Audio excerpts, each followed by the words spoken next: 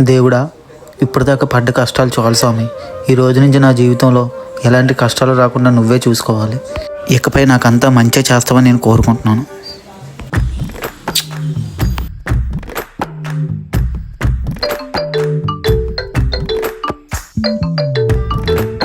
Plan గడువు త్వరలోనే ముగియనున్నది.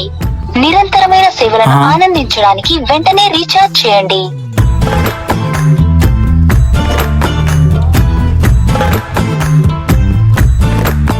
ఒరే నాన్న, పొద్దున్న ఇటుకల వంటలు వచ్చారా? బాకీ ఉన్నాయి 2 నెలలది, ఇవాళ సాయంత్రం ఇచ్చామన్నారా? లేదంటే ఇల్లు కాల్ చేసామన్నారా? ఫైనల్స్ వల్ల ఉన్నాడే, వీడు డైరెక్ట్గా ఇంటికి వచ్చేసాడా? బండి తీసుకుని 3 నెలలు అయింది, ఫైనాన్స్ కట్టట్లేదు. ఆ 3 నెలలు ఫైనాన్స్ కట్టి అప్పుడు ఆఫీస్కి వెళ్ళి బండి తెచ్చుకో. అన్నా అన్నా, ఈ మంత్ కట్టేస్తానన్నా. ఫైనాన్స్ ఆఫీస్కి వచ్చి మాట్లాడుకోండి. కష్టాలు లేని జీవితం ఎవరికి ఉండదు. ఆ కష్టాన్ని ధైర్యంగా ఎదుర్కోవడమే అసలైన జీవితం.